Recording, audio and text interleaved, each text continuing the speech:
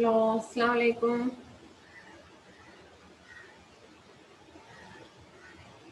Hello, clear അല്ലേ? കേൾക്കുന്നില്ലേ?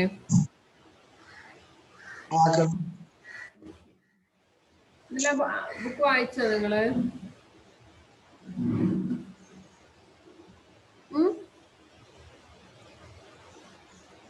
You read that book? വായിച്ചില്ലേ? വായിക്കണം. വായിച്ചില്ലേ? ഞാൻ ആ സമയത്ത് ഇങ്ങോട്ട് വായിക്കാൻ പറഞ്ഞിട്ട്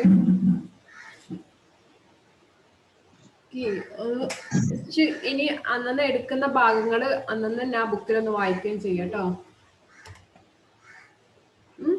എനിക്കൊന്നുകൂടെ കിട്ടും. വേറെ മെറ്റീരിയൽ ഒന്നും ഇല്ലല്ലോ കയ്യിൽ, മതി. ആ ഒരു അതിനകത്ത് തന്നെ അത്യാവശ്യം കുഴപ്പമില്ലാതെ ഉണ്ട് എനിക്ക് എക്സ്പാൻഡ് ചെയ്ത് എഴുതാനൊക്കെ. നമ്മൾ എടുക്കുന്ന ടോപ്പിക്കുകൾ അതാത് ദിവസങ്ങൾ തന്നെ വായിക്കാം. ഓക്കെ, അതൊരു ബ്രീഫ് നോട്ടൊക്കെ ഉണ്ടാക്കി കഴിഞ്ഞാൽ സംഗതി ഓക്കെ ആയി. ഇത്ര വലിയൊരു ടഫുള്ള കാര്യമൊന്നുമല്ല. നമ്മൾ 2 പ്രാവശ്യം വായിച്ചു കഴിഞ്ഞാൽ കിട്ടുന്ന കാര്യങ്ങളൊക്കെ തന്നെയാണ്. ഓക്കെ, സോ നമ്മള് വീണ്ടും അടുത്ത ടെക്നിക്കാണ് പറയുന്നത് കേട്ടോ. ഒന്നുകൂടെ നിങ്ങളെങ്ങനെ നമ്മൾ പതുക്കെ പോകുന്ന വെച്ചാൽ ഭയങ്കര സ്ലോയിലാണ് പോണത്. എപ്പോഴാണ് ഇനിയിപ്പോൾ സ്പീഡ് കൂട്ടേണ്ടി വരികയെന്ന് അറിയില്ല. എടുക്കുന്നതിന് വൃത്തിക്ക് എടുക്കുക വെച്ചിട്ടാണ് അങ്ങനെ. ഓക്കെ, നമ്മൾ ഇതാണ് എടുക്കുന്ന ടോപ്പിക് അല്ലേ. ഇടക്കിടക്ക് ഇങ്ങനെ റിപ്പീറ്റ് ചെയ്യുന്ന എന്താ പഠിക്കുന്നതെന്ന് അറിയാനതിന് വേണ്ടിയിട്ടാണ്. So we are studying about the techniques of inventory management. How can we properly manage the inventories or stock? So we discussed about economic order, quantity, classification and codification. Then we discussed economic order, quantity, classification and codification. Stock levels we discussed.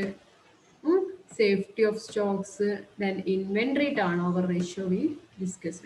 Next we have to study the ABC analysis, VED analysis, age and schedule of inventories, perpetual investment system and just inventory, just in time inventory system. Okay, ഇത്ര നമ്മൾ പഠിച്ചു. ഇനി ബാക്കിയുള്ള ടൈപ്പും കൂടെ പഠിക്കാം ഇൻഷാല്ലാ. എനിക്ക് ഇന്ന് തീർക്കണം എന്നുണ്ട്. അതിനകത്ത് പ്രോബ്ലംസ് ആയിട്ടൊന്നും ചെയ്യാറില്ല കേട്ടോ. അതിൻ്റെ തിയറി ഭാഗം മാത്രം അത് എങ്ങനെ ചെയ്യണമെന്നുള്ളതുള്ളൂ, അല്ലാതെ അതിൽ കാൽക്കുലേഷൻസ് ഒന്നും വരുന്നില്ല.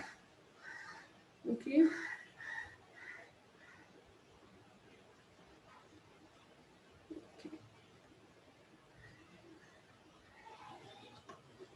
നോക്കൂ. Next one is ABC analysis. ABC analysis. Okay, so in the case of large concerns, large number of items are kept in the stores. So it is practically impossible to concentrate on each and every items. In such situations, ABC analysis is used with a view to exercise better control over materials. Under ABC's analysis, all materials are classified into 3 categories A, B and C according to the value.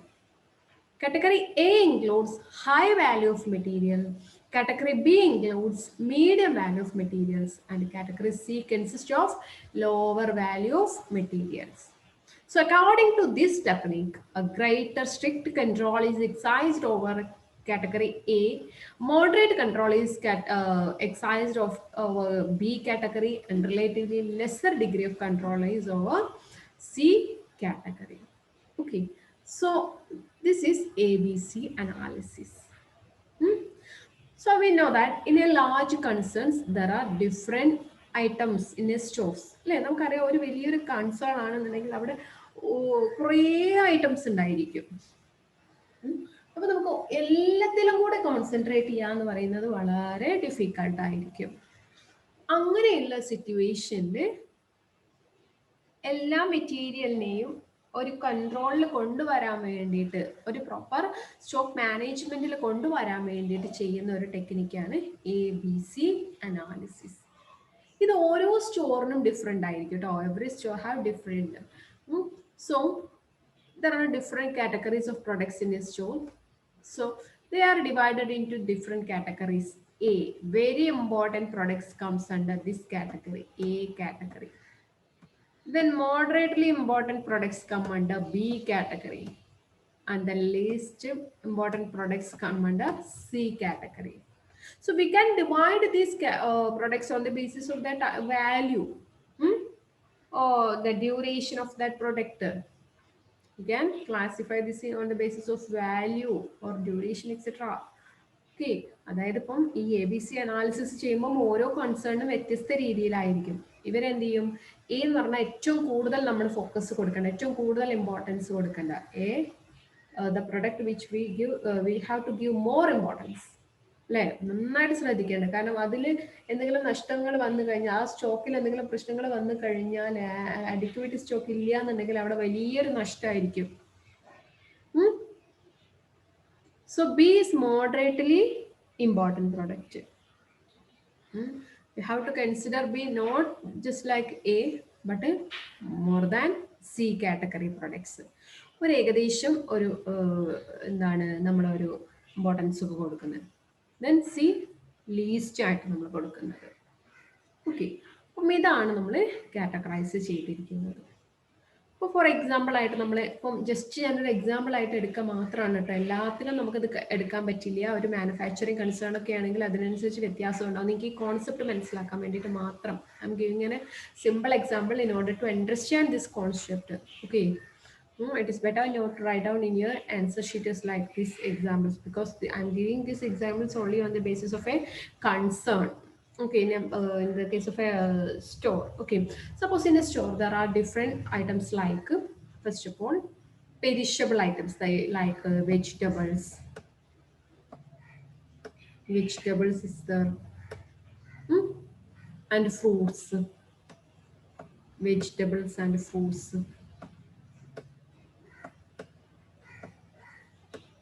Okay, then there are certain other items like other grocery items like rice, sugar, etc. Then there are also certain bakery items like biscuit. So I'll state it as packed bakery items.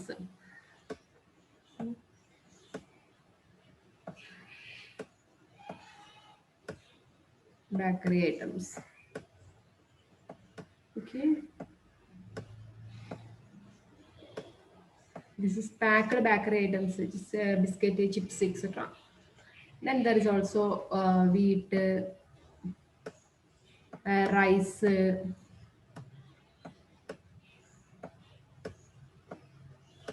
okay, etc. So here this concern is dividing these categories into A, B, C on the basis of the duration of that product. In the case of A category, it includes vegetables and fruits. So we have to give more care to that product because it is a perishable in nature. So if we order more quantities of vegetables and fruits, there is a chance of damage. So there is a chance of loss. So we have to make optimum. We have to make a proper management and we have to stock optimum quantity of that vegetables. Okay. In the case, second case in the B category, it includes bakery items. They are also important, but not like A. You can stock it for just 2 weeks or 3 weeks. We can stock bakery items. Before the expiry date, we have to sell it. Just like bread, etc. The next one is C category. C category include rice, wheat, sugar, etc. Okay. In the case of C category, we does not have to give more importance on that. We have to give importance, but we have to keep that stock in optimum. Okay.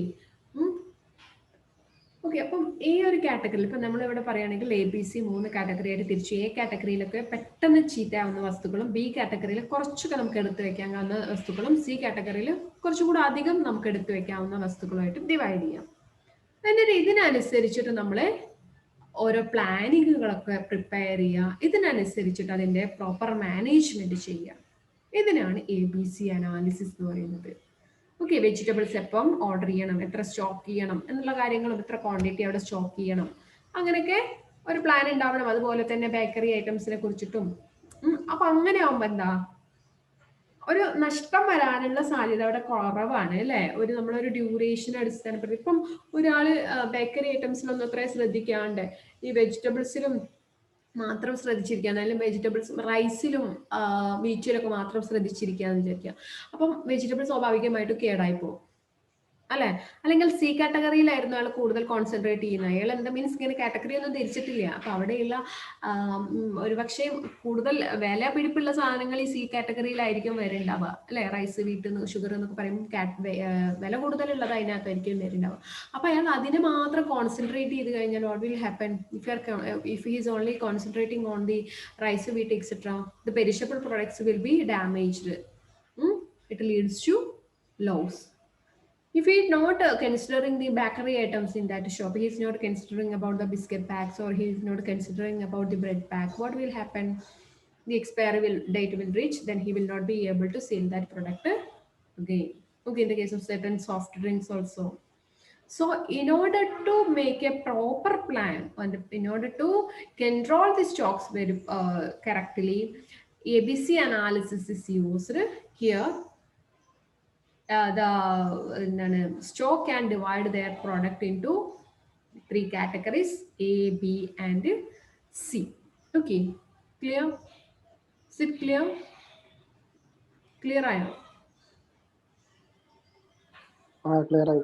Okay, ഇനി നമുക്ക് വേറെ ഷോപ്പിന്റെ കേസിൽ വേറെ രീതിക്ക് ഇതാക്കാട്ടോ. Suppose there is a shop which is selling gold, which is selling എന്താണ് furnitures. അതൊരു പോസിബിൾ അല്ല, ഞാനൊരു പൊട്ട എക്സാമ്പിൾ പറയാണ്.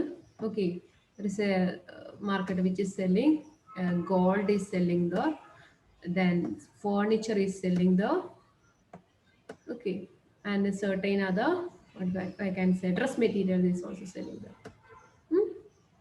അപ്പോൾ നമ്മളൊരു ജസ്റ്റ് ഒരു സ്റ്റോറാണ്, വലിയൊരു ഷോപ്പിംഗ് മാൾ, ഒരു ജസ്റ്റ് ഒരു ഡിപ്പാർട്ട്മെന്റൽ സ്റ്റോറായിട്ട് വിചാരിക്കുക. ഓക്കെ, അപ്പോൾ അവിടെ എന്താണ് ഗോൾഡിന്റെ ഡിപ്പാർട്ട്മെന്റ് ഉണ്ട്, ഫേർണിച്ചറിന്റെ ഡിപ്പാർട്ട്മെന്റ് ഉണ്ട്, അതുപോലെ തന്നെ ഡ്രസ്സസിന്റെ ഡിപ്പാർട്ട്മെന്റ് ഉണ്ട് അല്ലെ. അപ്പൊ ഇവർ ഇതിങ്ങനെ ഡിവൈഡ് ചെയ്തിരിക്കുകയാണ്. എന്താണ് A category include gold, we have to give more importance to gold. If a customer approaches asking certain for a wedding or any other purpose, okay, we have to give that in correct time. There should be proper collection of gold because we are getting more profit from that. Okay, it is more valuable as considered to furniture and dresses. So A category include gold. Second, there is furniture. We are giving second importance to furniture because or we can otherwise we can give dress materials also. Suppose we are giving importance to dress materials, B category includes dress materials. I think it is better because there is a chance of the change in the fashion designs, etc. So second, we are giving more importance to dress materials. Okay, we have to check what about the stock of the dress material, what about the model of that. Okay, next നമ്മൾ രണ്ടാമത് ഡ്രസ്സിൽ അവിടെ ഏത് ഐറ്റാണ്, ഏത് സൈസിലുള്ളതാണ് stock ഉള്ളത്, ഏത് out of fashion ആണോ, അങ്ങനെയൊക്കെ ഔട്ട് ഓഫ് ഫാഷൻ ആവാതെ നമ്മൾ ശ്രദ്ധിക്കണം അല്ല. ഔട്ട് ഓഫ് ഫാഷൻ ആണോ എന്നല്ല, ഔട്ട് ഓഫ് ഫാഷൻ ആവാതെ ശ്രദ്ധിക്കണം. അങ്ങനെ നമ്മൾ പേ കാറ്റഗറിയിലേക്ക് ഇരിക്കാം. കാരണം ഫേർണിച്ചർ എന്താണ് അവിടെ അത്ര തന്നെ ഇമ്പോർട്ടൻ്റ് ഒന്നും ഇല്ല അല്ലെ. അതിന് എന്തെങ്കിലും ഡാമേജുകളൊക്കെ വരുന്നുണ്ടോ എന്നുള്ളത് മാത്രം നമ്മൾ കൺസിഡർ ചെയ്താൽ മതി. അപ്പൊ അതിനെ നമ്മളൊരു സി കാറ്റഗറിയിലേക്ക് തിരിക്കുക. ഇങ്ങനെ ഓരോ കൺസേൺസും അതിലുള്ള ഐറ്റംസിന് ഓരോ കാറ്റഗറീസ് ആയിട്ട് തിരിച്ചിട്ട് മാനേജ് ചെയ്യുന്നതിനെയാണ് നമ്മൾ ABC അനാലിസിസ് എന്ന് പറയുന്നത്. ഓക്കെ, അപ്പൊ ഒന്നുകൂടെ ഞാൻ പറഞ്ഞതിന്റെ അടിസ്ഥാനത്തിൽ ഇതൊന്നുകൂടെ വായിച്ചു നോക്കൂ. In the case of large concerns, large number of items are kept in stocks. Is it clear? Therefore, it is practically impossible to concentrate on each and every items. Really, it is very complicated to in order to concentrate on each and every item. In the case of vegetables, there are different varieties of different types of vegetables. In the case of bakery items also, there is different types of bakery items. So we are concentrating on each and every item is quite difficult. So in such situations, ABC analysis is used with the view to exercise better control over materials. Okay. So by using the ABC analysis, we are controlling the materials. Here may be materials. In the case of manufacturing concern, it will be materials. Okay. The next, under ABC analysis, all materials are classified into 3 categories A, B, C. എന്തെങ്കിലും problem ഉണ്ടോ നവാസേ? Sound കട്ടാവുണ്ട്. അതെ, ഒന്നുകൂടെ ഒന്ന് check ചെയ്യോ? ഇപ്പൊ clear ആവുണ്ടോ? അപ്പോൾ under this category we are classifying in the materials or stocks into 3 categories, that is A, B and C. A include high value materials, B include medium value materials, and category C consists of lower value materials. അല്ലെ, അപ്പൊ വാല്യൂക്ക് അനുസരിച്ചിട്ടാണ് നമ്മളിവിടെ classify ചെയ്യുന്നത് അല്ലെ. അപ്പൊ നമ്മൾ പറഞ്ഞു, അപ്പൊ നമ്മൾ ഫസ്റ്റ് നേരത്തെ ആദ്യം പറഞ്ഞത് അതിന്റെ ആ ഒരു ഡ്യൂറേഷൻ അനുസരിച്ചിട്ട് എനിക്ക് കോൺസെപ്റ്റ് ക്ലിയർ ചെയ്യാൻ വേണ്ടിയിട്ട് പറഞ്ഞാന്ന് ഞാൻ പറഞ്ഞു. നമ്മൾ രണ്ടാമത് പറഞ്ഞു അവിടെ വാല്യൂവിന് അനുസരിച്ചില്ല, gold, then dress, then furniture, ആ രീതിയിൽ നമുക്കാണെങ്കിൽ ഹോം അപ്ലയൻസ് ഒക്കെ ഉണ്ടെങ്കിൽ അല്ലെങ്കിൽ ഇലക്ട്രോണിക് ഗുഡ്സ് ഉണ്ടെങ്കിൽ അങ്ങനെയൊക്കെ ക്ലാസിഫൈ ചെയ്യാം കേട്ടോ.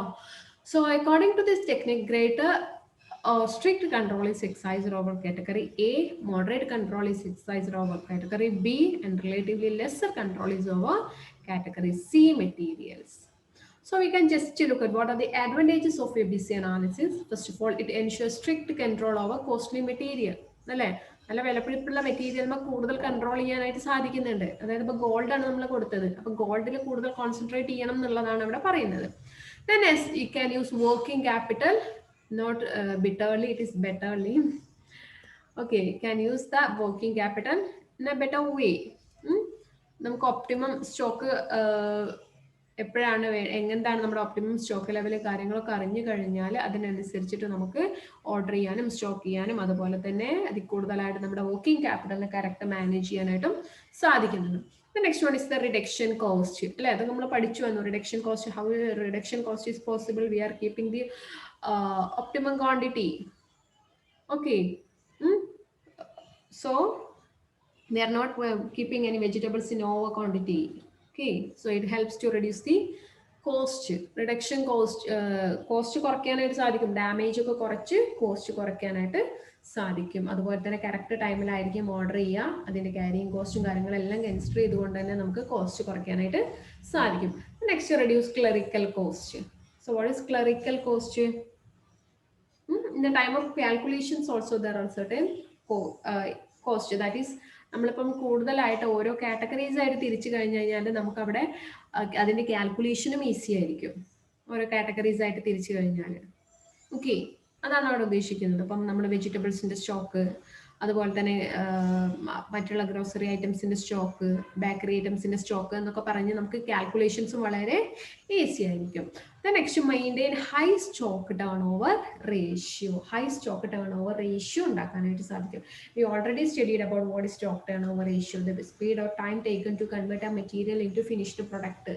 അല്ലെ, ഒരു മെറ്റീരിയലിനെ ഫിനിഷ്ഡ് പ്രൊഡക്റ്റ് ആയിട്ട് കൺവേർട്ട് ചെയ്യാൻ എടുക്കുന്ന സമയം, ഇപ്പം നമ്മളൊരു സ്റ്റോർ ആണെന്നുണ്ടെങ്കിൽ ആ വാങ്ങിച്ച വസ്തു വിട്ട് ക്യാഷ് ആയിട്ട് വരുന്ന ഒരു സമയം അങ്ങനെ എടുക്കാം അല്ലെ, അത് വാങ്ങിച്ചിട്ട് നമ്മൾ അത് വിൽക്കാൻ എടുക്കുന്ന ഒരു സമയം. അപ്പൊ ഇങ്ങനെ high stock turnover ratio എന്ന് പറഞ്ഞാൽ എന്താണ്, സ്പീഡി മൂവ്മെന്റ് ആണ് ഉദ്ദേശിക്കുന്നത്, സ്പീഡി മൂവ്മെന്റ് ആണ് ഉദ്ദേശിക്കുന്നത്. സോ ഇങ്ങനെയുള്ള സ്പീഡി മൂവ്മെന്റിന് ഏത് സഹായിക്കും, ABC അനാലിസിസ് സഹായിക്കും. So these are the major advantages. Any doubts?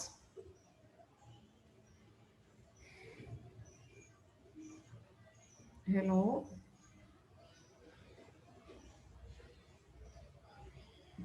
No one is responding. Any doubts?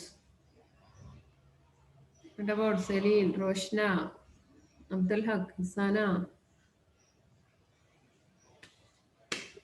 Doubts ഇല്ല. ഇതിലൊരു ABC ABC എന്ന് പറഞ്ഞിട്ട് പറയൂ. ടേമായിട്ട് ഇതിലൊരു ജസ്റ്റ് ഇട്ടതാണ്. ക്ലിയർ ആയില്ല, ഒന്നുകൂടെ പറയൂ. ABC എന്ന് പറഞ്ഞ ഒരു ടേം ആണോ, അത് എന്തെങ്കിലും ഒരു സ്പെസിഫിക് ആയിട്ടുള്ള അല്ല, കമ്പനിയോ അങ്ങനെ എന്തെങ്കിലും? ABC ആൽഫബറ്റ് പോലെ അങ്ങനെ ഡിവൈഡ് ചെയ്യാന്നുള്ളതാണ്. ഇതിന് ശരിക്കും ഇങ്ങനെ ഇതാണ്, always better control. Always better control എന്ന് പറയാം നമുക്കിവിടെ. ഓക്കെ, അത് അതിന്റെ ഒരു ഇതാട്ടോ, അതല്ല A category, B category, C category എന്ന് പറഞ്ഞ് തിരിക്കുകയാണ്. പക്ഷെ നമ്മളവിടെ ഉദ്ദേശിക്കുന്നത് ഓൾവേസ് ബെറ്റർ കൺട്രോൾ എന്നുള്ള രീതിക്കാണ്.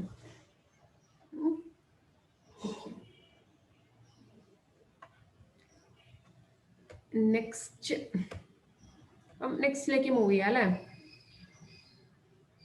ഇതുപോലെ തന്നെ നെക്സ്റ്റ് ഒരു അനാലിസിസ് ആണ് VED അനാലിസിസ്. ജസ്റ്റ് ആദ്യം നമുക്ക് നോക്കാം. According to this part are classified into vital, essential and desirable.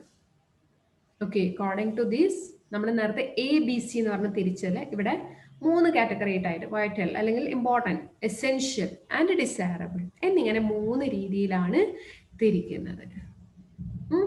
അതായത് ഇപ്പം for example in the case of A manufacturing concern there are certain items which are very essential. വളരെ നിർബന്ധമായിട്ടും production നടക്കണമെങ്കിൽ അത് വേണമെന്നോ ഉറപ്പുള്ളൊരു വസ്തു ഉണ്ടാവും. അതിനെയാണ് നമ്മൾ വൈറ്റൽ ആയിട്ടുള്ള പ്രൊഡക്ട്സ് എന്ന് പറയുന്നത്. അതില്ല എന്നുണ്ടെങ്കിൽ അവിടെ പ്രൊഡക്ഷൻ നടക്കില്ല. ഓക്കെ, എസെൻഷ്യൽ എന്ന് പറഞ്ഞാൽ അത് ആവശ്യമുണ്ട്, പക്ഷെ അതിപ്പോ ഇല്ലെങ്കിൽ നമുക്ക് എന്ത് ചെയ്യാൻ പറ്റും, പ്രൊഡക്ഷൻ നടക്കാൻ പറ്റും അവിടെ അല്ലെ. ഡിസൈറബിൾ എന്ന് പറഞ്ഞാൽ എന്താ, ഉണ്ടായിരുന്നെങ്കിൽ നന്നായിരുന്നു, ഉണ്ടാവുന്നതാണ് ഏറ്റവും ബെറ്റർ ആയിട്ടുള്ളത്, അതാണ് ഡിസൈറബിൾ. ഓക്കെ, അപ്പൊ നമുക്കൊന്ന് നോക്കാം എന്താണ് ഈ VED അനാലിസിസ്. ഞാൻ ജസ്റ്റ് ഒരു എക്സാമ്പിൾ പറഞ്ഞുതരാം. First of all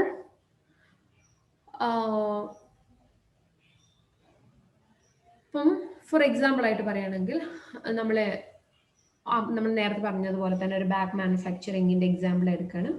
bag stitching എന്നല്ലേ. അപ്പം ബാഗിന്റെ മെറ്റീരിയൽ ഇപ്പം നമ്മളവിടെ ആ ഒരു പറയുന്ന ക്ലോത്ത് എന്ന് പറയുന്നത് ഇമ്പോർട്ടൻ്റ് ആണ് അല്ലേ. അതുണ്ടെങ്കിൽ മാത്രമേ പ്രൊഡക്ഷൻ നടക്കുള്ളൂ, ശരിയല്ലേ. അതുണ്ടെങ്കിൽ മാത്രമേ നമുക്കവിടെ പ്രൊഡക്ഷൻ നടക്കുള്ളൂ. സോ ഇറ്റ് ഇസ് ദ ഏറ്റവും ഇമ്പോർട്ടൻ്റ് ആയിട്ടുള്ള പാർട്ടാണ് അവിടെ. അതെ, അതില്ല എന്നുണ്ടെങ്കിൽ അവിടെ നമുക്ക് അവിടെ പ്രൊഡക്ഷൻ നടക്കില്ല, വേറെ ഒന്നും ചെയ്യാനായിട്ട് അവിടെ പറ്റില്ല. നെക്സ്റ്റ് എന്താണ് എസെൻഷ്യൽ. എസെൻഷ്യൽ എന്ന് പറയുമ്പോൾ അത് വേണ്ടതാണ്, പക്ഷെ എന്താണ് നമുക്കിപ്പോൾ അത് ഇല്ലാന്നുണ്ടെങ്കിലും വലിയ പ്രശ്നമൊന്നുമില്ല. കുറച്ച് സമയത്തേക്ക് അത് ഇല്ലാന്നുണ്ടെങ്കിലും കുറച്ച് വലിയ പ്രശ്നമൊന്നുമില്ല. കുറച്ച് സമയം ചിലപ്പോൾ നമ്മളെ പ്രൊഡക്ഷൻ നിർത്തി വെക്കേണ്ടി വരുന്നുള്ളൂ, പക്ഷെ അതെന്താണ് കണ്ടിന്യൂസ് സ്റ്റോപ്പേജിന്റെ ഒരു ഭാഗമൊന്നും ആവില്ല. ഫോർ എക്സാമ്പിൾ നമ്മൾ പറയാം ഇലക്ട്രിസിറ്റിയാണ് അല്ലെ. കറണ്ട് ഉണ്ടെങ്കിലുള്ള അവിടെ നമുക്ക് മെഷീനറി പ്രവർത്തിപ്പിക്കാൻ പറ്റുക അല്ലെ. കറണ്ട് പോയി കഴിഞ്ഞാൽ അത് വരുന്നത് വരെയത്തേക്ക് അല്ലെങ്കിൽ അതിനുള്ള ആ ഒരു സജ്ജീകരണങ്ങൾ ഒരുക്കുന്നത് വരെയത്തേക്കും അവിടെ പ്രൊഡക്ഷന് സ്റ്റോപ്പ് ചെയ്യേണ്ടി വരുന്നു മാത്രമേ ഉള്ളൂ. പക്ഷെ അത് പെർമനന്റ് ആയിട്ട് നിർത്തേണ്ട ആവശ്യമൊന്നുമില്ല. ചിലപ്പം കുറച്ച് സമയം മാത്രം അല്ലെങ്കിൽ വളരെ കുറഞ്ഞ മിനിറ്റുകൾ മാത്രമൊക്കെ ഉള്ളൂ അതവിടെ സ്റ്റോപ്പ് ചെയ്യേണ്ടി വരിക. സോ അതാണ് എസെൻഷ്യൽ ആയിട്ടുള്ള ഭാഗം. ഓക്കെ, നമുക്ക് വേറെ എക്സാമ്പിളുകളൊക്കെ എടുക്കുമ്പോൾ വേറെ രീതിയിൽ എടുക്കാം കേട്ടോ. അപ്പൊ അവിടെ മെറ്റീരിയൽ എന്ന് പറയുമ്പോൾ മെറ്റീരിയൽ ഇല്ലാതെ അവിടെ ഒരു പണിയില്ല. കറണ്ട് മാത്രം ഉണ്ടായിട്ട് കാര്യമുണ്ടോ? ഇല്ല അല്ലെ. മെറ്റീരിയൽ വേണം, എന്നാലേ ഉള്ളൂ അവിടെ പ്രൊഡക്ഷൻ നടക്കുക. ദെൻ ഡിസൈറബിൾ എന്ന് പറയുന്നത് അപ്പം അത് ഉണ്ടാവുന്നതായിരിക്കും ബെറ്റർ, പക്ഷെ അത് ഇല്ല എന്ന് വിചാരിച്ചിട്ട് നമുക്കവിടെ വേറെ പ്രശ്നങ്ങളൊന്നും ഉണ്ടാവാൻ പറ്റില്ല. ഓക്കെ, ഇപ്പൊ നമ്മൾ അതിന്റെ സ്പെയർ പാർട്സ് അതല്ലെങ്കിൽ ഇപ്പം നമ്മൾ സ്റ്റിച്ചിങ് ആണെന്നുണ്ടെങ്കിൽ ആ മെഷീന്റെ ഓയില് കാര്യങ്ങളൊക്കെ അല്ലെ. ഓയിൽ ഇപ്പൊ നമുക്ക് ഡെയിലി ഒന്നും ആവശ്യമില്ല.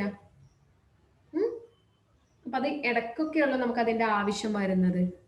ഇനിയിപ്പോ അത് ഇന്നൊരു ദിവസം ഓയിൽ കൊടുത്തിട്ടില്ല എന്നുണ്ടെങ്കിലും നമുക്ക് മെഷീനറി വർക്ക് ചെയ്യിപ്പിക്കുന്നതിലും പ്രശ്നമൊന്നുമില്ല അല്ലെ. നമുക്ക് അവിടെ പ്രൊഡക്ഷനെ വല്ലാതെ അതങ്ങോട്ട് ബാധിക്കുന്നില്ല.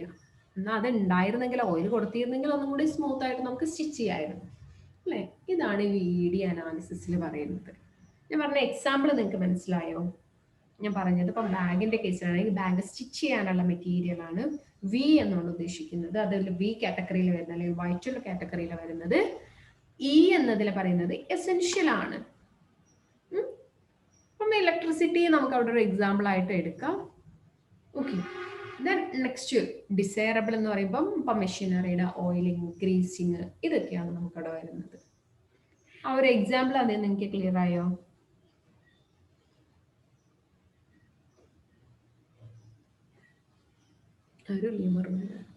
ഓക്കെ, സോ ഇതിനെ അടിസ്ഥാനപ്പെടുത്തിയിട്ടാണ് VED അനാലിസിസ് പറയുന്നത്. നോക്കൂ, ഇനി vital spares are those which are very critical production. If these are out of stock, it will lead to immediately production stoppage. അല്ലേ, B കാറ്റഗറിയിലുള്ള ആ ഒരു പ്രൊഡക്ട്സ് ഇല്ല എന്നുണ്ടെങ്കിൽ, ആ ഒരു മെറ്റീരിയൽസ് ഇല്ല എന്നുണ്ടെങ്കിൽ നമ്മൾ ആ പ്രൊഡക്ഷൻ നിർത്തി വെക്കേണ്ടി വരും. Essential spares are those which are very important. Without this production can be done only for few hours or A day. അല്ലെ, ഇതില്ലെങ്കിൽ ഇപ്പൊ നമുക്ക് എന്താണ് കുറച്ച് സമയമൊക്കെ വർക്ക് ചെയ്യാം. അപ്പൊ അല്ലെങ്കിൽ നമുക്ക് ജനറേറ്റർ ഒക്കെ വെച്ചിട്ട് കുറച്ച് സമയമൊക്കെ വർക്ക് ചെയ്യാം. കുറച്ച് സമയത്തൊക്കെയുള്ള നമുക്ക് അവിടെ പ്രശ്നം വരിക. If they are out of stock for long period production will stop. അല്ലെ, കുറേ ദിവസം കറണ്ട് ഇല്ലാണ്ട് ഇരിക്കുകയാണെന്നുണ്ടെങ്കിൽ നമുക്കത് പ്രൊഡക്ഷൻ അവിടെ നിർത്തന്നെ വേണ്ടി വരും. ഓക്കെ, അതാണ് എസെൻഷ്യലിന്റെ കേസിൽ പറയുന്നത്. കുറേ കാലം അത് ഇല്ലാതെ ഇരുന്ന് കഴിഞ്ഞാൽ നമുക്ക് പ്രൊഡക്ഷൻ മുന്നോട്ട് കൊണ്ടുപോകാൻ പറ്റില്ല. പക്ഷെ കുറച്ചൊക്കെ നമുക്കത് അഡ്ജസ്റ്റ് ചെയ്യാൻ പറ്റും. Next one is desirable parts.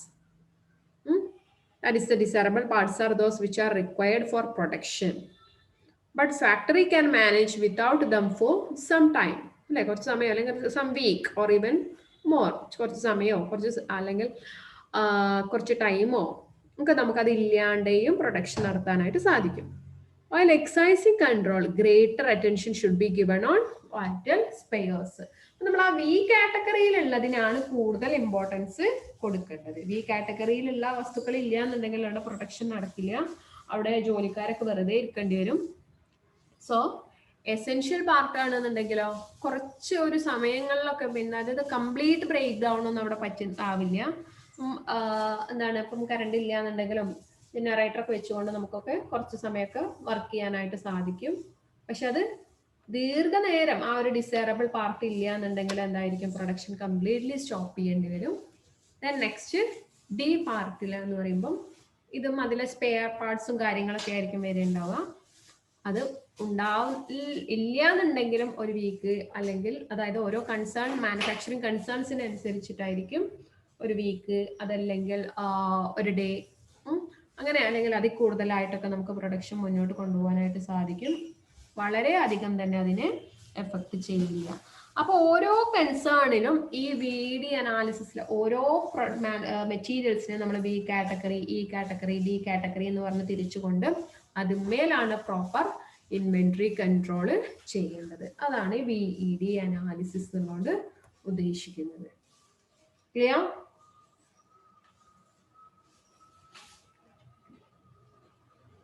Hello,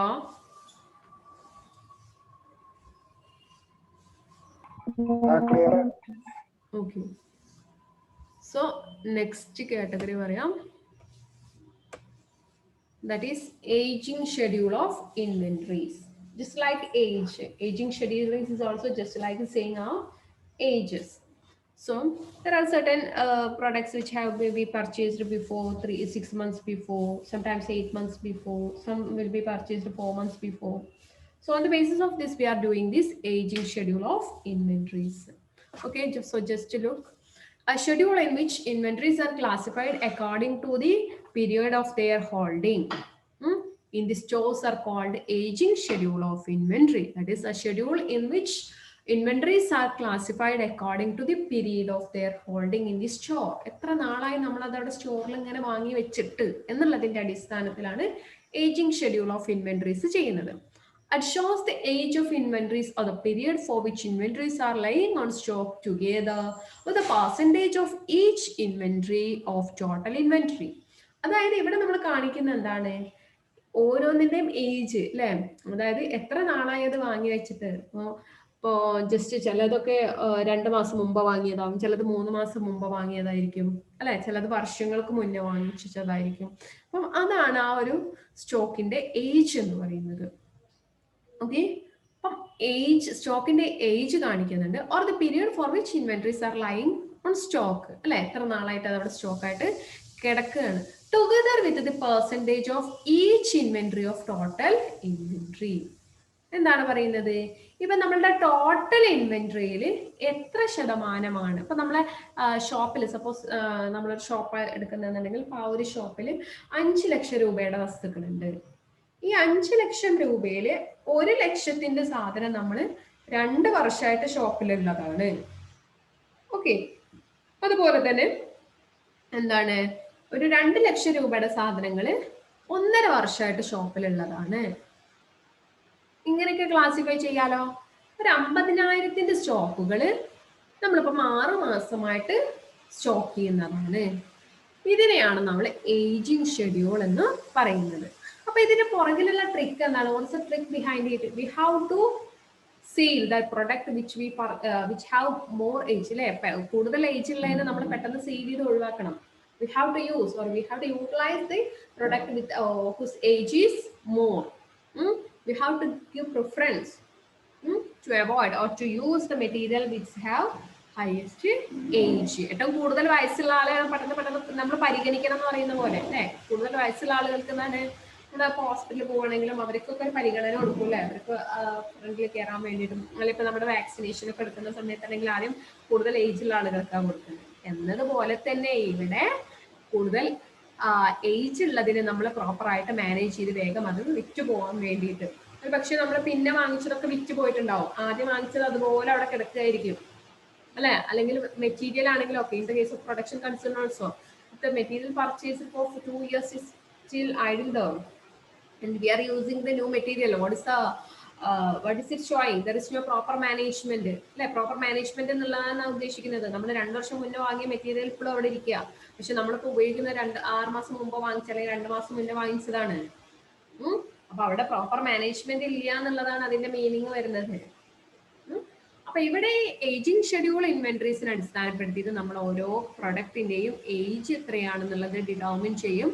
അതിനനുസരിച്ചിട്ട് എന്താണ് അത് എത്ര പെർസെൻറ്റേജ് അല്ലെ, അതിന്റെ ഒരു പെർസെൻറ്റേജ് ടോട്ടൽ ഇൻവെന്ററിയിൽ അതിന്റെ പെർസെൻറ്റേജും കണ്ടുപിടിക്കുന്നു. 5 ലക്ഷത്തിൽ 1 ലക്ഷം രൂപയുടെ സാധനം 2 വർഷം മുന്നേ ഉള്ളതാണ്. അങ്ങനെ നമ്മൾ ഐഡന്റിഫൈ ചെയ്തുകൊണ്ട് അതിനെങ്ങനെ കുറച്ച് കൊണ്ടുവരിക. എന്നിട്ട് എപ്പോഴും ന്യൂയസ്റ്റ് ആയിട്ടുള്ള പ്രൊഡക്റ്റുകൾ അല്ലെങ്കിൽ ന്യൂയസ്റ്റ് ആയിട്ടുള്ള മെറ്റീരിയൽസ് മാത്രം കീപ്പ് ചെയ്യുന്ന ഒരു സിസ്റ്റമാണ് ഏജിങ് ഷെഡ്യൂൾ ഓഫ് ഇൻവെന്ററീസിൽ പറയുന്നത്. ഓക്കെ, അപ്പൊ ഇവിടെ ഇമ്പോർട്ടൻസ് കൊടുക്കുന്ന വെച്ചാൽ ഒരുപാട് മുമ്പേ സ്റ്റോക്ക് ചെയ്ത് വെച്ചതാണെങ്കിൽ അതിന്റെ വാല്യൂ ഡിമിനിഷ് ചെയ്യാനുള്ള സാധ്യതയുണ്ട് അല്ലേ. അപ്പൊ നമ്മളൊരു 2 കൊല്ലം മുന്നേ വാങ്ങി വെച്ച ഒരു അരിയും ഇപ്പം ഒരു 6 മാസത്തിനുള്ളിൽ വാങ്ങി വെച്ച അരിയും തമ്മിൽ വ്യത്യാസം ഉണ്ടാവും. നമ്മൾ 6 കൊല്ലം മുമ്പേ വാങ്ങി വെച്ചാൽ മെറ്റീരിയൽ, ഇപ്പൊ ബാഗ് സ്റ്റിച്ച് ചെയ്യാനുള്ള മെറ്റീരിയൽ ആണെങ്കിൽ അതും ഇപ്പം വാങ്ങിക്കുന്നതും തമ്മിൽ വ്യത്യാസം ഉണ്ടാവും. നമ്മൾ അതിന്റെ വാല്യൂ ഡിമിനിഷ് ചെയ്ത് വന്നിട്ടുണ്ടാവും അല്ലെ. അരിയൊക്കെ ആണെങ്കിൽ കേട് വന്നിട്ടുണ്ടാവും, അതിൽ പുഴുക്കളവ് വന്നിട്ടുണ്ടാവും ഒരു പക്ഷേ. അപ്പം അങ്ങനെയൊന്നും വരാണ്ടിരിക്കാൻ വേണ്ടിയിട്ട്, അതുപോലെ തന്നെ നമ്മൾ ക്ലോത്ത് ആണെന്നുണ്ടെങ്കിൽ ആ ക്ലോത്തിനൊക്കെ ചെറിയ രീതിയിലുള്ള അതിന്റെ കളറൊക്കെ മങ്ങിയിട്ടുണ്ടാവും. അതുപോലെ തന്നെ അതിന്റെ ആ ഒരു മെറ്റീരിയൽ ഒക്കെ ചീത്തയാവാൻ തുടങ്ങിയിട്ടുണ്ടാവും.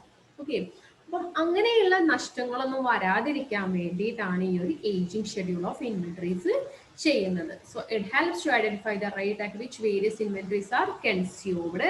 This will help in identify slow moving inventories. ഏതാണ് മൂവ് ചെയ്യാതെ കിടക്കുന്നത് എന്നുള്ളത് കണ്ടുപിടിക്കാനും നമുക്ക് ഈ ഒരു ഏജിങ് ഷെഡ്യൂൾ സാധിക്കും അല്ലെ. അപ്പൊ നമ്മൾ നോക്കുമ്പോൾ ഷോപ്പിൽ നോക്കുന്ന സമയത്ത് 2-3 വർഷം മുന്നേ വാങ്ങി വെച്ച കുറെ ഐറ്റംസ് ഉണ്ട്. അപ്പൊ സപ്പോസ് സോപ്പുകളൊക്കെയാണെന്ന് വിചാരിക്കുക, ഒരു എക്സാമ്പിൾ ആയിട്ട് എടുക്കാൻ 2-3 വർഷം മുന്നേ വാങ്ങി വെച്ച കുറെ സോപ്പൊക്കെ ഇരിപ്പുണ്ട്. എന്താണ് അതുകൊണ്ട് ഉദ്ദേശിക്കുന്നത്? അതാണ് വളരെ സ്ലോ ആയിട്ട് മൂവ് ചെയ്യുന്ന വസ്തു എന്നുള്ളത് നമുക്ക് മനസ്സിലാക്കാം. അപ്പൊ അങ്ങനെയുള്ള വസ്തുക്കൾ വീണ്ടും വാങ്ങിക്കുമ്പോൾ ഒരു പ്ലാനിങ്ങോട് കൂടിയിട്ട് വാങ്ങിക്കാൻ വേണ്ടിയിട്ടാണ് ഈ ഒരു മെത്തേഡ് ഉപയോഗിക്കുന്നത്. നിങ്ങൾക്കത് ക്ലിയർ ആയെന്ന് വിചാരിക്കുന്നു. Is it clear? Hello? Clear ആയോ? Okay. So next one is perpetual inventory system. Perpetual. What do you mean by perpetual? എന്താണ് perpetual എന്നുള്ളതിന്റെ മീനിങ് എന്താ?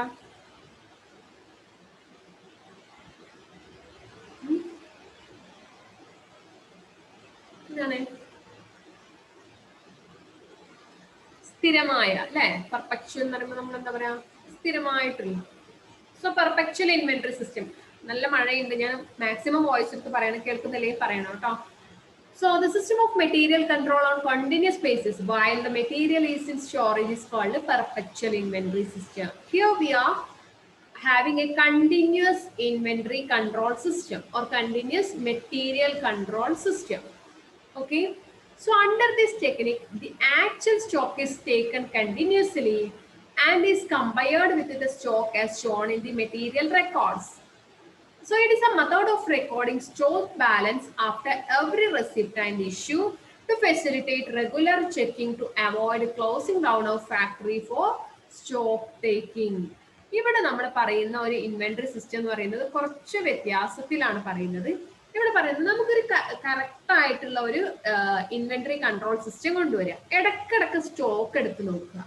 നമ്മുടെ സിസ്റ്റത്തിൽ കാണിക്കുന്ന സ്റ്റോക്കും യഥാർത്ഥത്തിലുള്ള സ്റ്റോക്കും ഒക്കെ കറക്റ്റ് ആണോ എന്നുള്ളത് നോക്കുക. ഓക്കെ, ഒരു പക്ഷെ നമ്മൾ സിസ്റ്റത്തിൽ എൻട്രി ചെയ്ത സ്റ്റോക്കിൽ നിന്ന് അത്രയും ചിലപ്പോൾ അവിടെ ഉണ്ടാവില്ല. ഫിസിക്കൽ സ്റ്റോക്കായിട്ട് ചിലപ്പോൾ അത്രയും കണ്ടോളണം എന്നില്ല അല്ലെ. അവിടെ എന്തെങ്കിലും രീതിയിൽ അത് ഡാമേജ് ചെയ്ത് പോവുകയോ അങ്ങനെ എന്തെങ്കിലുമൊക്കെ പ്രശ്നങ്ങൾ ഉണ്ടാവും. അപ്പം ഇങ്ങനെ നമ്മൾ സ്റ്റോക്കിനെ ഒരു കൺട്രോൾ ചെയ്യാൻ വേണ്ടിയിട്ട് ഇടക്കിടക്ക് സ്റ്റോക്ക് എടുക്കുക എന്നുള്ളതാണ് ഇവിടെ ഈ പെർപെച്വൽ ഇൻവെന്ററി സിസ്റ്റത്തിൽ പറയുന്നത് തന്നെ. ഒരു കണ്ടിന്യൂസ് ബേസിൽ ഇപ്പം എന്താണ് വൺസ് ഇൻ എ മന്തോ അതല്ലെങ്കിൽ പിന്നെ 2 മന്ത് കൂടുമ്പോഴോ അങ്ങനെയൊക്കെ, അല്ലെങ്കിൽ എന്താണ് 3 മന്ത്സിന്റെ ഇടയ്ക്ക് 2 പ്രാവശ്യമോ അങ്ങനെയൊക്കെ ചെയ്യാട്ടോ. ഓരോന്നിനനുസരിച്ചിട്ട് ഇപ്പം നമ്മളിപ്പോ നല്ല വാല്യുബിൾ ആയിട്ടുള്ള ഇപ്പം ഗോൾഡ് ഒക്കെ ആണെങ്കിൽ നമുക്കറിയാം അവരൊക്കെ മിക്കവാറും ഒക്കെ എല്ലാ ദിവസങ്ങളും ആ ക്ലോസ് ചെയ്യുന്നതിന് മുമ്പ് ജസ്റ്റ് ഒന്ന് കൗണ്ട് ചെയ്തെടുക്കും. ചെറിയ ഷോപ്പൊക്കെ ആണെന്നുണ്ടെങ്കിലും പെട്ടെന്നൊക്കെ ചെയ്യാൻ പറ്റുന്നുണ്ടെങ്കിൽ ജസ്റ്റ് ഒന്ന് കൗണ്ട് ചെയ്തെടുക്കും. ഇപ്പം ഗ്രോസറി ഷോപ്പിലൊന്നും അത്രയും പെട്ടെന്ന് പറ്റില്ല.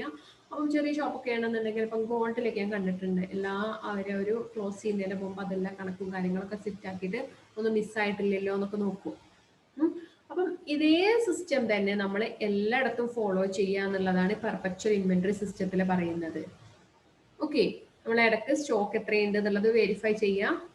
ഓക്കെ, നമ്മുടെ മെറ്റീരിയൽ റെക്കോർഡിൽ കാണിക്കുന്നതുമായിട്ട് അതൊന്ന് കമ്പയർ ചെയ്ത് നോക്കുക. ഓരോ റെസിപ്റ്റിന് ശേഷവും അതുപോലെ തന്നെ ഓരോ ഇഷ്യൂവിന് ശേഷവും പുതിയതായിട്ട് നമ്മൾ എന്തെങ്കിലും ഇറക്കി അല്ലെങ്കിൽ നമ്മൾ എന്തെങ്കിലും വിറ്റു അങ്ങനെയൊക്കെ വരുന്ന സമയത്തൊക്കെ ആ ഒരു റെക്കോർഡ് ഒന്ന് ജസ്റ്റ് അതിൽ പറയുന്നത് ശരിയല്ലേ എന്നുള്ളതൊന്ന് നോക്കുക. അങ്ങനെ അല്ലെങ്കിലോ നമ്മൾ പ്രോപ്പറായിട്ട് സ്റ്റോക്ക് ഒന്നും എടുക്കുന്നില്ലെങ്കിലോ, if you are not verifying the physical stock or if you are not comparing it with the material records, what will happen? എന്തായിരിക്കും? We will not be knowing about what is the situation. Sometimes it may lead to closing down of the factory അല്ലേ. ചില കേസുകളിൽ ഇത് ആ ഒരു factory അടച്ചിടേണ്ട ഒരു അവസ്ഥ വരെ വരും. Okay, clear?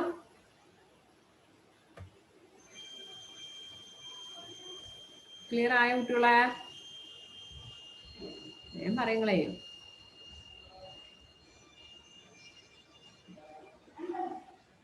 എന്താണ് ഞാൻ കേൾക്കാത്തോണ്ടാണോ നിങ്ങൾ പറയാത്തോണ്ടാണോ? So next one is just in time, that is JIT, just in time inventory technique. ഇത് ജസ്റ്റ് നമ്മൾ ഇപ്പം സ്ട്രീറ്റിലൊക്കെ കാണുന്നത് പോലെ തന്നെ എന്താണ് നമ്മളിപ്പം എന്തെങ്കിലുമൊക്കെ ചില കേസുകളിലൊക്കെ നമ്മൾ കണ്ടു. ഫോർ എക്സാമ്പിൾ അത് വേണ്ട, നമ്മളിപ്പം ചില ഹോട്ടലുകളിലൊക്കെ ചെന്ന് കഴിഞ്ഞാൽ നമ്മൾ ചെന്ന് ആവശ്യപ്പെട്ടതിന് ശേഷം അവർ ഫുഡ് ഉണ്ടാക്കി തരും അല്ലേ. ചില ഐറ്റംസ് ഒക്കെ അങ്ങനെ ആയിരിക്കും. അതാണ് ജസ്റ്റ് ഇൻ ടൈം. എന്താണോ ആവശ്യമുള്ളപ്പോൾ മാത്രം പ്രൊഡ്യൂസ് ചെയ്യാം. ഓക്കെ, ആവശ്യമുള്ളപ്പോൾ മാത്രം പ്രൊഡ്യൂസ് ചെയ്യുന്ന ഒരു രീതിയാണ് just in time inventory technique. അപ്പൊ ഇങ്ങനെ ആകുമ്പോൾ എന്താണ്, അവിടെ ഡാമേജ് വരില്ല, ഓൾഡ് സ്റ്റോക്ക് ഉണ്ടാവില്ല. ഓക്കെ, കൂടുതൽ സ്റ്റോക്ക് ഒന്നും കൊണ്ടു വെക്കില്ല. That is just in time inventory technique. The system aims at minimizing inventories of raw material and work in progress. It also aims at eliminating waste from every aspect of the manufacturing and its related activities. The term just in time refers to producing only what is needed when it is needed in just the quantity needed. നമുക്ക് ആവശ്യമുള്ള അത്ര മാത്രം ഉണ്ടാക്കിയിട്ട് തരുന്ന ഒരു രീതിയെയാണ് just in time എന്ന് പറയുന്നത് അല്ലേ. അപ്പൊ നമ്മൾ ജസ്റ്റ് എന്തെങ്കിലും ഫുഡ് ഐറ്റംസ് ഒക്കെ വാങ്ങിക്കാൻ പോകുമ്പോൾ അങ്ങനെ ആയിരിക്കും, നമ്മൾ ഓർഡർ ചെയ്ത് തന്നെ കൊടുക്കുന്നതിനനുസരിച്ച് മാത്രം അവരൊക്കെ ഉണ്ടാക്കിയിട്ട് തരും. That is just in time inventory system. So these all's about the inventory management techniques. അപ്പോൾ ഒരു വലിയൊരു എക്സസൈസ് ആയിട്ട് നിങ്ങൾക്ക് എക്സ്പെക്ട് ചെയ്യാവുന്നതാണ് ജസ്റ്റ് ഇത്രയും ടെക്നിക്സ്. ഏതെങ്കിലും റിപ്പീറ്റ് ചെയ്യണമെങ്കിൽ പറയാം. നെക്സ്റ്റ് ഞാൻ നെക്സ്റ്റ് ക്യാഷ് മാനേജ്മെന്റ് എന്നുള്ള ടോപ്പിക് ആയിരിക്കും എടുക്കേണ്ടത്.